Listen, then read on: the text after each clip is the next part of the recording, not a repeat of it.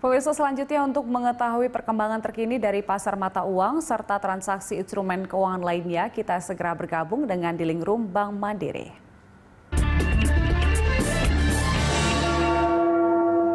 Dan kita terhubung dengan Chief Economist Bank Mandiri, Mas Andri Asmoro. Selamat pagi, Mas Andri.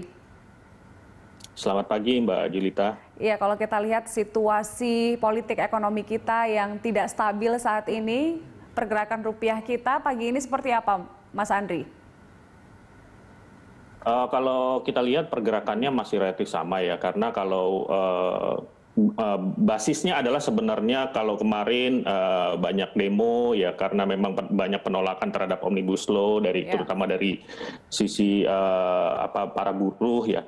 Tapi overall sebenarnya kalau kita dapatkan feedback dari para investors ya, foreign investors, mereka value very positif untuk disahkannya Omnibus Law ini karena ada harapan bahwa ini juga menunjukkan komitmen pemerintah untuk membangun atau mendorong competitiveness atau daya saing ya dari sisi investasi dan juga kelayakan berinvestasi begitu. Nah, ini yang memang dicerminkan dalam 1-2 hari kemarin pun kalau kita lihat rupiah juga relatif flat gitu di 14.700. Memang selain dari faktor domestik, pengesahan dari Omnibus Law kemarin, juga ada faktor dari globalnya gitu ya. Di saat yang bersamaan memang US dollarnya kemarin relatif lemah gitu ya. Setelah The Fed yang melihat akan adanya kontraksi ekonomi yang lebih dalam ya. Terus penolakan stimulus ekonomi ya dari Trump ya, berita ini yang menimbulkan memang volatilitas atau sentimen jangka pendek. Begitu, Mbak. Apakah ini menggambarkan hingga penutupan nanti rupiah akan memang berada di posisi yang cukup aman atau seperti apa, Mas Andri? Kalau menurut saya, kalau dari faktor globalnya tidak ada sentimen yang membuat rupiah itu akan bisa tertekan lebih dalam pada hari ini ya, gitu. Kalau dari sisi globalnya, sentimennya juga relatif sepi dibandingkan dengan beberapa hari yang lalu ya, pasca terakhir itu kan memang statement dari Trump yang menimbulkan memang justru pressure terhadap US dollar gitu ya, dollar indeksnya yang melemah. Justru memang pressure untuk emerging market currency relatif menguat itu malah lebih tinggi setelah Trump memang ada indikasi misalnya di Amerika Serikat ya pertumbuhan ekonominya tidak sebaik yang diperkirakan di awal gitu. Kontraksinya jadi lebih dalam. Nah, itu menurut saya.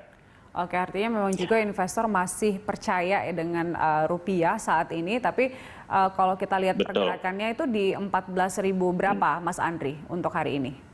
Kalau saya lihat secara teknikal, rupiahnya ini harian ini berpotensi memang bergerak di kisaran 14.680 sampai 14.750 di perdagangan hari ini. Ini teknikal kami ya. Jadi momentum downtrend US dollar indeksnya ini masih berlanjut. Jadi kalau dilihat saat ini itu di level 93. Jadi mungkin sedikit ada tertahan ya karena memang aksi protes saja gitu. Tapi saya rasa aksi protes ini hanya sentimen atau menyebabkan volatility very short term ya. Jika dibandingkan dengan mata uang Asia lainnya seperti yen atau Singapura dolar, posisi rupiah seperti apa, Mas Andri?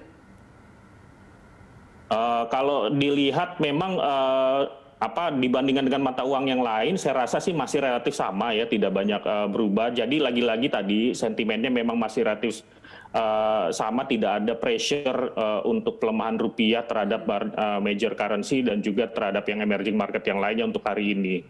Begitu, Mbak. Masih cenderung flat. Nah, menurut Anda kebijakan apa yang memang harus dilakukan dari pemerintah kita agar rupiah kembali bisa terdorong?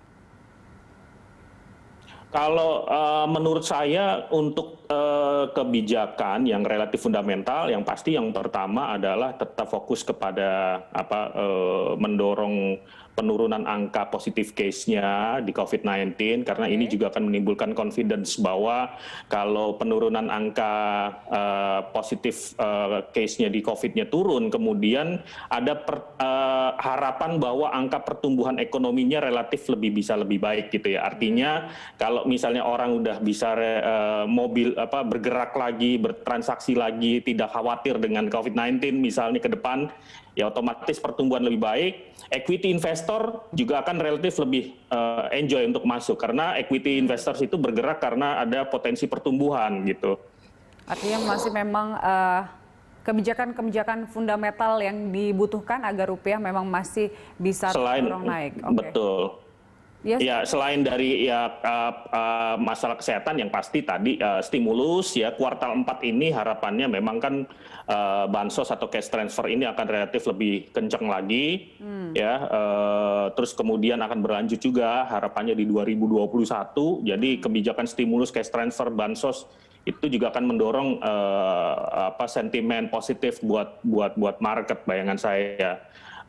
Yang ketiga, kebijakan bank sentral yang saat ini juga relatif prudent itu sangat mendorong confidence pasar ya market terhadap rupiah. Jadi contohnya bayangan saya contohnya kalau di RDG nanti misalnya Bank Indonesia kemungkinan besar akan mempertahankan di 4%. Artinya memang concern untuk menjaga volatility rupiahnya memang tetap dijaga oleh Bank Indonesia. Oke, kita harapkan Bank Indonesia masih terus concern untuk bisa melakukan kebijakan-kebijakan yang menjaga stabilitas rupiah kita. Terima kasih Mas Andri telah bergabung bersama kami pada pagi hari ini.